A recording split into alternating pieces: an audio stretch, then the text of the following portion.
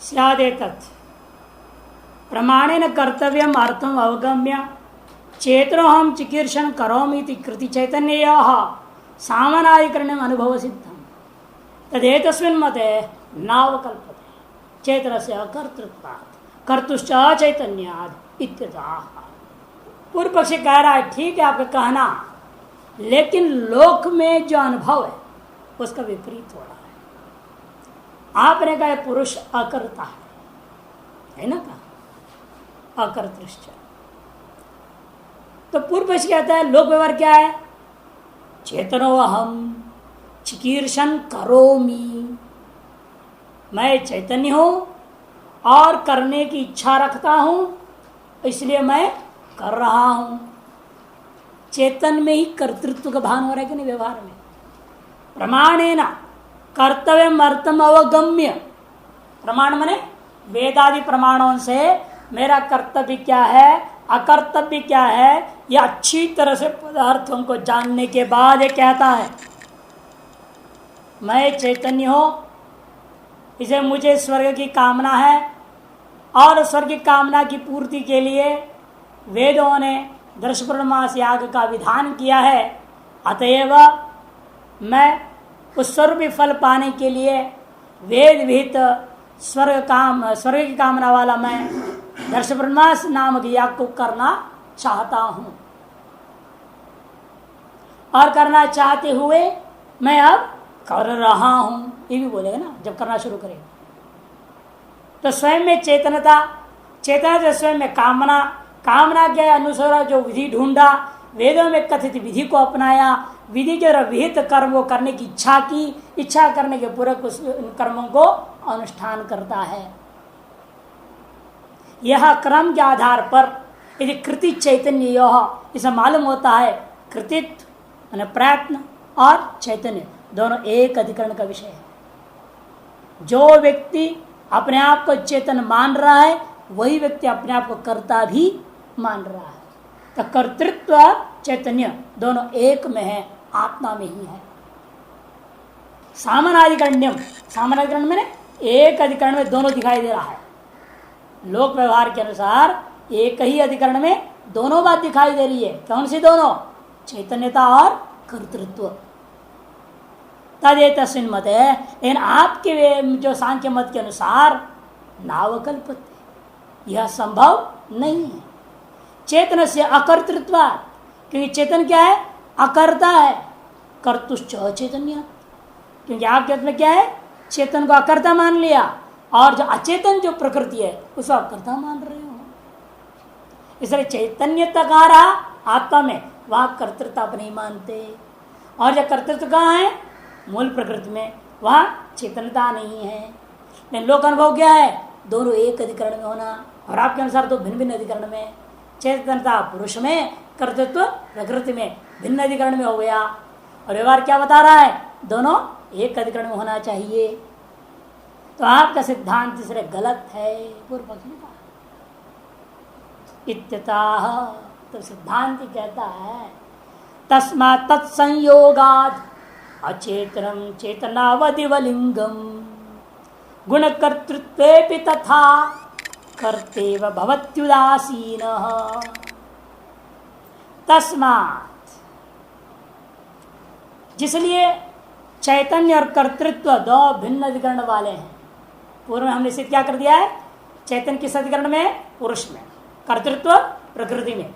जिसलिए वह भिन्न अधिकरण वाला है, इसलिए तत्संयोगात, उस पुरुष के साथ संयोग होने से अचेतनम, जो मूल प्रकृति प्रधान है वो चेतनावद, चेतना वाले के समान इव लिंगम प्रतिभाति।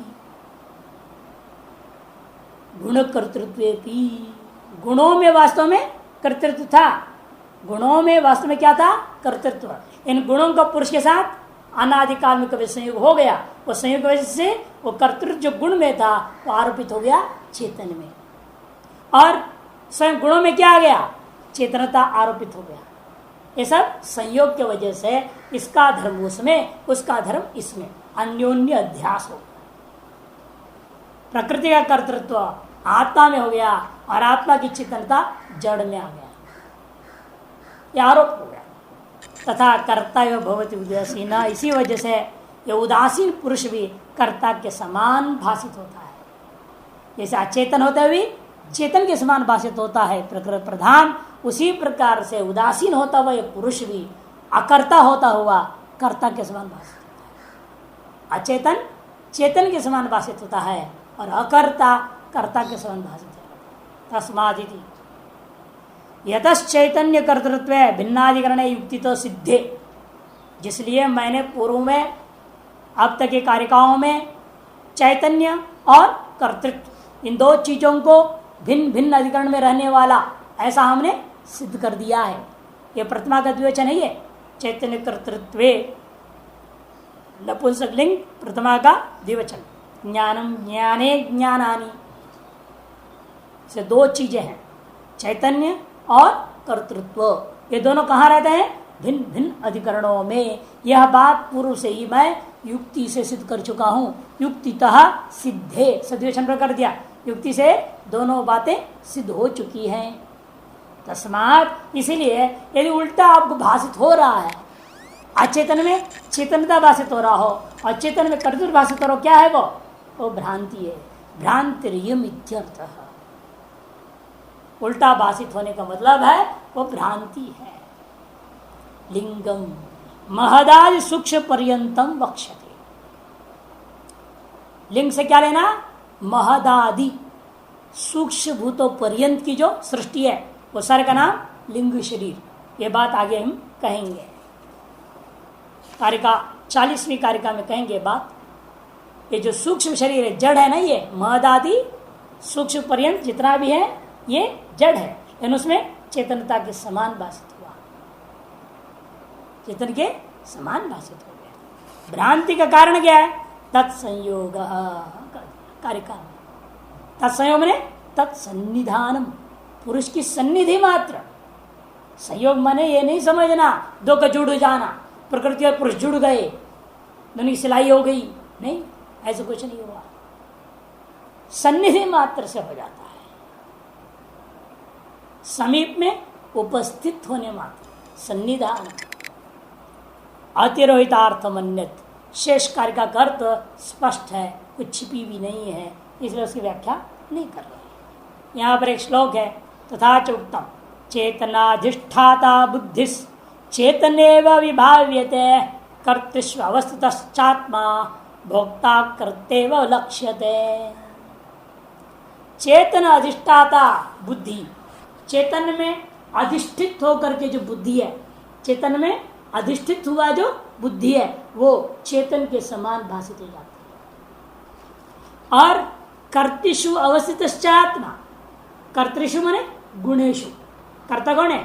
सतरजतम गुण, उन गुणों में प्रतिच्छाया के रूप में उपस्थित हो गया जो आत्मा, वो क्या है? वह खुद में भोक्ता होता हुआ करते ही वह लक्ष्यते, कर्ता के समान लक्षित हो। इसे साफ है ना, आत्मा में भोक्तृत्व भी सत्य नहीं है, कर्ता ही वह भाषित है। उसे भोक्ता भी कब तक है? जब तक दृश्य का भोग मिल रहा है तब तक वो भोक्ता है। अब दृश्य का भोग समाप्त हो तो भोक्तृत्व भी खत्म। निमित्ता पाए निमित्त पाए, विषयोपभोग कौन दे रही है? प्रकृति। जब तक प्रकृति विषयों को देती रहती है तब तक आत्मा क्या नाम रखा आपने? दर्शित विषय। ये तो कहा ना पुरुष को, दर्शित विषय वाला। दर्शाया जाता है विषयों को जिससे, जिसके लिए, उस पुरुष का नाम दर्शित विषय। जब तक दर्शाया जा रहा है विषयों को प्रकृति के द्वारा उस पुरुष के लिए, तब तक उस पुरुष का नाम भोक्ता। जो विषय को दर्शाया जा रहा है उसको वो भोग करता है, वो भोग करने से उसका नाम भोक्ता हो जाता है। और जब विषय को दर्शाना बंद कर देगी तो भोक्तृत्व कहाँ रह जाएगा? जब विषयों को दर्शाना बंद कर देगी तो वो पुरुष भोग भी करेगा नहीं, तो भोक्तृत्व उसके अंदर नहीं रहेगा। इसे भोक्तृत्व नैमित्तिक वस्तु हो गया।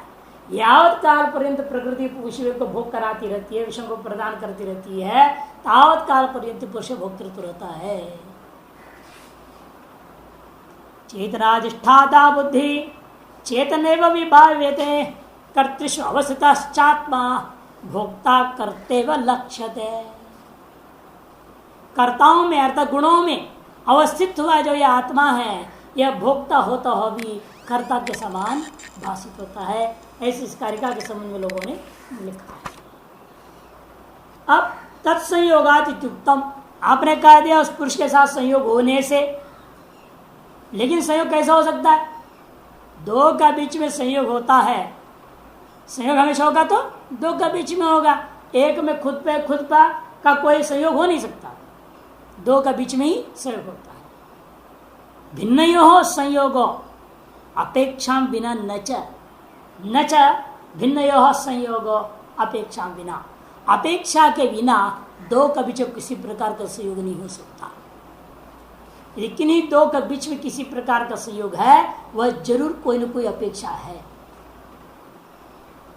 अपेक्षा के बिना नहीं हो सकता। गुरु शिष्य का संयोग हो, है ना, पति पत्नी का संयोग हो, भाई बहन का संयोग है, भाई भाई का संयोग है, माता पिता का संयोग है, कोई भी संयोग है, वह संयोग बिना अपेक्षा का हो नहीं सकता है। अपेक्षा है, क्या अपेक्षा है यह कहना असंभव हो जाता है। क्यों? आज के अनादिकाल से परंपरा लगभग ऐसी है, कभी एक दूसरे की अपेक्षाओं को एक दूसरे के सामने पहले से प्रकट करते ही नहीं। ये समस्या है। आपके अंदर क्या अपेक्षा है? आप गुरु के सामने बोलते नहीं हो, और गुरु क्या करेगा? इसीलिए गुरु भी नहीं बोलता क्या अपेक्षा है चेड़ा से। तो इसलिए एक दूसरे की अपेक्षा छिपी हुई रहती है। एक दूसरे चाह रहा है ये वो काम कर दे, वो ये चाह रहा हमको ये पढ़ा दे, लेकिन आपस में एक दूसरे सामने बोलते नहीं है, दोनों का काम बिगड़ जाता है। अपेक्षा जो भी है, जिसे कारण से आना जाना एक दूसरे का संबंध है, वो खुलकर बता देना चाहिए। नहीं बताएंगे तो बाद में परेशानी होती है। इसलिए हम तो साफ बोल देते ना, हमारे पास जो आते बोलते देखो भाई, जिनको जिस काम के लिए रख रहा हूँ तो बोल देता हूँ, आप पढ़ाई करो कोई दिक्कत नहीं, साधना करो, भोजन बनाना पड़ेगा तब रखूँगा।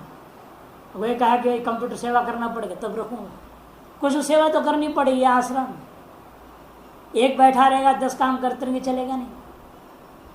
जो तुमसे हो सकता है वही करो, नहीं करना पड़ेगा, नहीं तो राग द्वेष हो जाएगा। उससे भी कई बार होता है, उसको तो कम बैठे बैठे करने की सेवा मिल गया, और हमको दिन भर रात भर रगड़ने की सेवा मिल गया, मेहनत की सेवा मिल गया, उसे भी राग द्वेष हो जाता है। हम समझाते हुए ऐसा नहीं, हर आदमी की योग्यता अलग अलग चीज है, क्षमता अलग होता है, शारीरिक क्षमता, बौद्धिक क्षमता। जो व्यक्ति बुद्धि से कोई कार्य कर सकता है, वह कार्य को दूसरा व्यक्ति उतनी कुशलतापूर्वक नहीं कर सकता। जो व्यक्ति शारीरिक रूप से परिश्रम करेगा, एक व्यक्ति कार्य कर पा रहा है, उसको दूसरा व्यक्ति जो बौद्धिक परिश्रम करने योग्य वो नहीं कर सकता। उसके आधार पर सेवाएं आश्रम में बांटी जाती है, क्षमताओं को समझ के बांटा जाता है। फिर ये शादी लोग कर देते हैं, वो तो बैठे बैठे खाते, कंप्यूटर के साथ बैठा रहता है, और हमको जो है आकर के टाइम पर भोजन मांगता है। ये हाथ तो बांटता है नहीं, मदद करता है नहीं, बैठे बैठे वहाँ रहता है।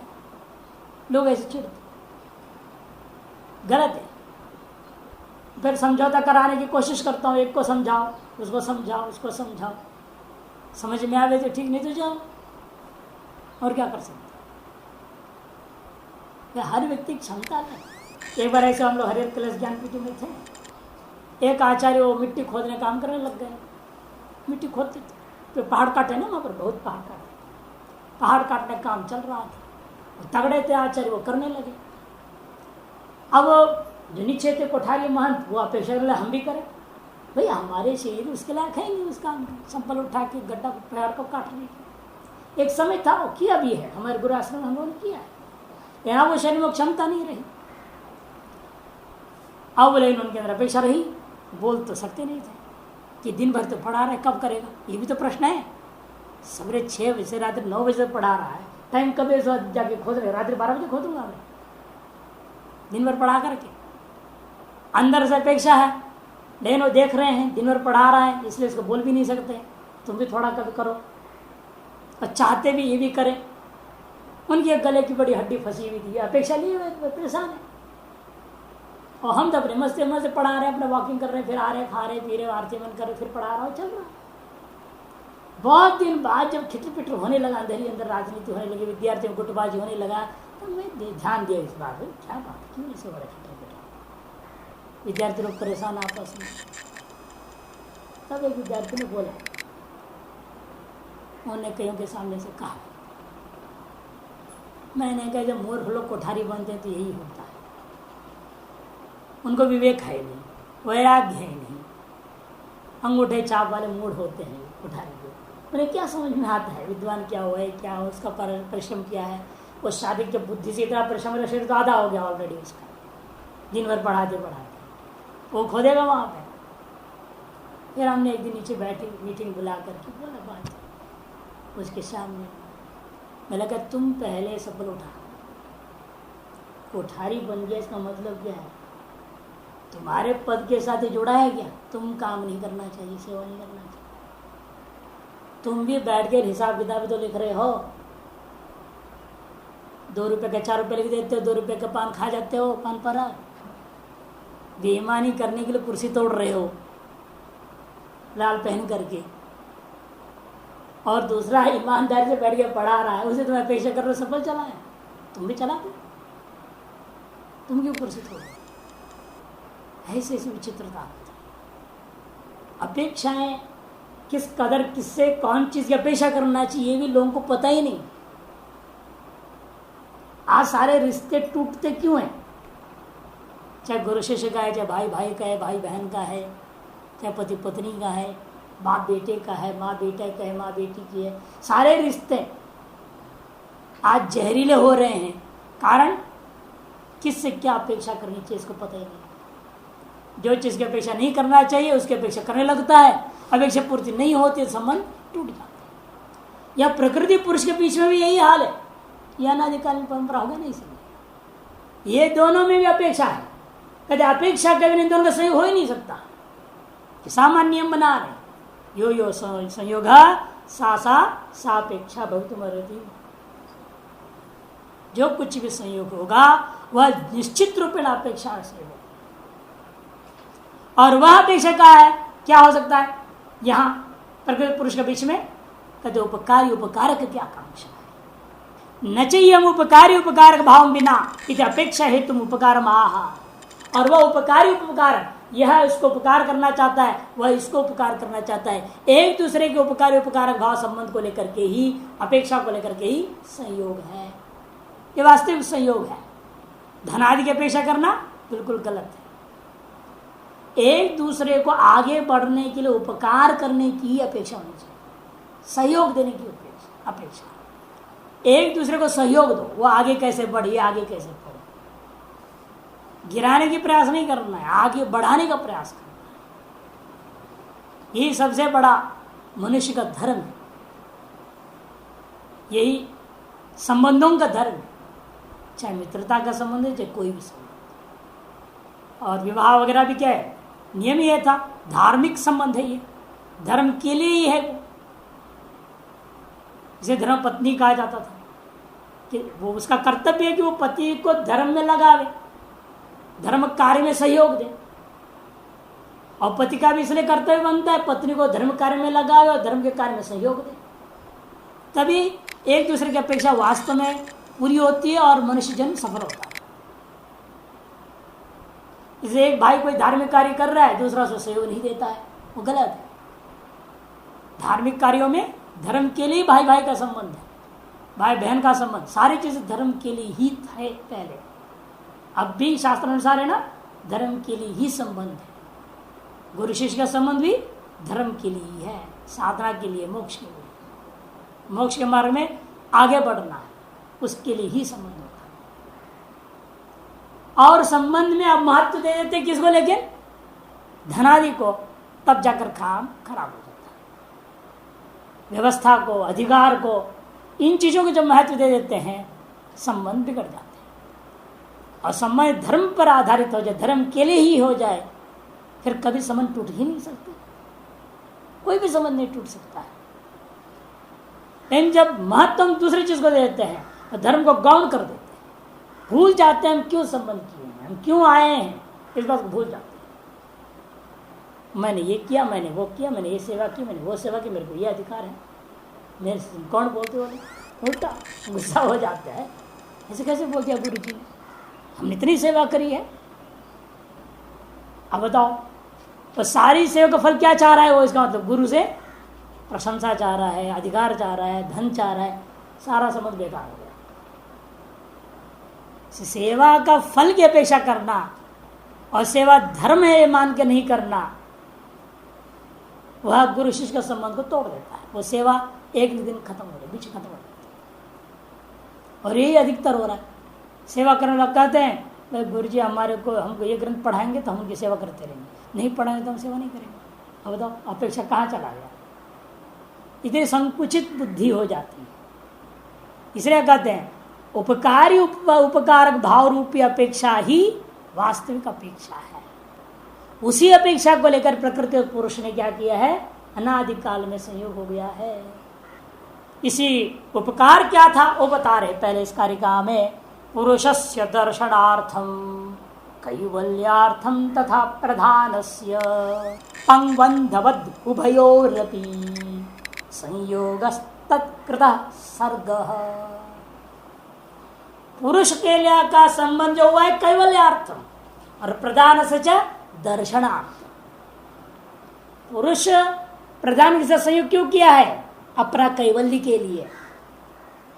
और प्रधान पुरुष के साथ क्यों संबंध कर रखा है, विषयों की असली रूपता को दर्शन कराने के लिए। एक ऐसा है दृष्टांत बहुत सुंदर है, पंगबंधुवत, पंगु अंधवत, लंगड़ा और अंधा दो थे। लंगड़ा चल नहीं सकता, अंधा देख नहीं सकता, दोनों गांव में जाना चाह रहे हैं, तो क्या करें। तो क्या किया, अंधे को दिखाई नहीं देते, चल तो सकता ना ढंग से, तो अंधे के कंधे पर लंगड़ा बैठ गया। लंगड़ा चल नहीं सकता, देख तो सकता ना ढंग से, इसलिए अंधे के कंधे पे लंगड़ा बैठ गया और बोल रहा है चलो सीधा, दाया बाया, नीचे ऊपर, सीढ़ी है, वो इंस्ट्रक्शन देते जाएगा। कौन, लंगड़ा। किसको, अंधे को। वो अंधा उसी हिसाब से चलते जाएगा, दोनों गांव आराम से पहुंच जाएंगे, नहीं पहुंच जाएंगे, लक्ष्य की पूर्ति हो जाएगी। इसी तरह से प्रकृति और पुरुष है, पुरुष चेतन है, ऐसे चेतन रूप पुरुष अंधे के समान है, क्योंकि वो असंग है, उसे किसी चीज के ऐसे संबंध नहीं है, इसलिए उसके ऊपर प्रकृति चढ़ जाती है। प्रकृति सारा काम करने वाली है, वो देख सकता है जैसे अंधे के समान, पंगु के समान, लंगड़े के समान। इसीलिए प्रकृति पुरुष पर अधिष्ठित होकर के पुरुष को संचालन करने लगती है और पुरुष उसके अधीन होकर चलता हुआ उसका कार्य भी सफल कर देता है और खुद का लक्ष्य को भी प्राप्त करता है। संयोग तत्कृत सर्ग, उस संयोग के कारण से ही ये सृष्टि हो गई है।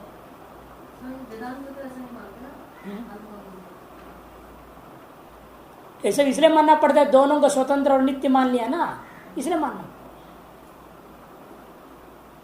दो स्वतंत्र तो कोई चीज हो नहीं सकती, एक तो अधिष्ठान होना चाहिए। नहीं ऐसे नहीं, अधिष्ठान में अधिष्ठित वस्तु अस्वतंत्र कोई जरूरी है क्या, वही स्वतंत्र हो सकता है।